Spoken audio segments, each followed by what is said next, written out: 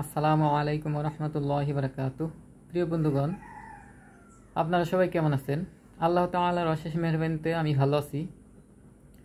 আজ আমাদের দেশের এই অবস্থার মাধ্যমে বিজয় সুনিশ্চিত হয়েছে। তবে কিছু কথা না বললেই নয়, কেউ আমাকে খারাপ ভাববেন না, কেননা আমি কোনো রাজনৈতিক দল করি না, কিন্তু আমাদের দেশের ভালো চাই, শান্তি চাই। অতএব এতদিন যা হবার হয়ে গেছে, যেহেতু বিজয় হয়েছে, এখন আপনারা মেহেরবানি করিয়া আর ভাঙচুর করবেন না। একটা কথা মনে রাখবেন, আপনারা যেগুলো নষ্ট করছেন এগুলো কিন্তু আমাদের দেশেরই সম্পদ। কারণ একটা বাস যখন আগুন ধরানো হয়, ওই বাসের মালিক, কন্ট্রাক্টর, হেল্পার, ড্রাইভার সহ কয়েকজন থাকে এর সাথে জড়িত, এবং এর ইনকামের মাধ্যমে তাদের পরিবার পরিজন নিয়ে তারা চলে। অতএব যখন কিনা আপনার আবেগের বশীভূত হয়ে একটা বাসে আগুন দেন, তখন কিন্তু তাদের ফ্যামিলির জন্য খুবই কষ্টকর হয়। আর বর্তমানে আমাদের যেহেতু দেশের অবস্থা ভালো, আমরা ভালো আছি, শুকরিয়া আদায় করি আল্লাহর দরবারে।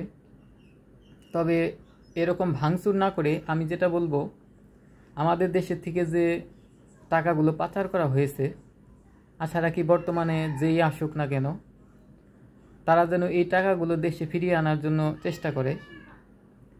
কারণ আমাদের দেশের যে সম্পদ, এগুলো নষ্ট হলে আমাদেরই কষ্ট হবে পরবর্তীতে। আর যেগুলো বিদেশে পাচার করা হয়েছে সেগুলো যদি আনা হয় তাহলে আমাদের জন্য উপকৃত হবে। তাই সবাইকে বলবো, মেহেরবানি করিয়া আপনারা আর ভাঙচুর করবেন না। এখন কিভাবে দেশকে সুন্দরভাবে পরিচালনা করানো যায় বা করা যায়, সবাই এই চিন্তাই করবেন আশা রাখি। আর বর্তমানে বিভিন্ন ধরনের বিভিন্ন কথা বলছে, কাকে দায়িত্ব দেওয়া যায়। তো বর্তমান সময়ে ইসলামী শাসনের খুবই দরকার। আমি যেটা মনে করি যে ইসলামী শাসন কায়েম হলে এ দেশে আর শৃঙ্খলা আশা রাখি হবে না। আল্লাহ তাআলার অশেষ মেহেরবানিতে আমাদের একজন পরিচিত জন, ভালোবাসার মানুষ, যাকে বাংলাদেশ থেকে তাড়িয়ে দেওয়া হয়েছিল, প্রিয় ভাইজান মিজানুর রহমান আজহারি। তো আমার একটা অনুরোধ থাকবে, যদি মিজানুর রহমান আজহারি ভাইকে এই দায়িত্বটা দেওয়া হয়, তাহলে হয়তোবা দেশে ইসলামী শাসন কায়েম করা হবে। জানি না আমার এই কথায় কার আঘাত লাগবে বা লেগেছে। যদি কেউ আঘাত পেয়ে থাকেন আমাকে ক্ষমা করবেন।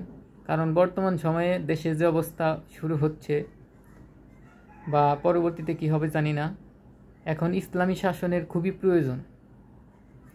তাই আমার মত আমি প্রকাশ করলাম। কেউ অন্য মাইন্ডে নেবেন না, কারণ আমি প্রথমেই বলেছি আমি কিন্তু কোনো রাজনৈতিক দল করি না। কারণ আমি দেশের শান্তি চাই। রাজনৈতিক দল বা রাজনীতি করতে গেলে বিভিন্ন সমস্যা জড়িত হতে হয়, যার কারণে আমি বলবো যে আপনারা সবাই দেশকে কিভাবে ভালোভাবে চালানো যায় বা পরিচালনা করা যায়, কাকে দিলে এ দেশটা ভালোভাবে চলবে বা পরিচালনা করতে পারবে, সেটাই বিবেচনা করুন। এই বলেই আমি আমার বক্তব্য শেষ করছি। আসসালামু আলাইকুম রহমতুল্লাহি ওয়া বারাকাতুহু।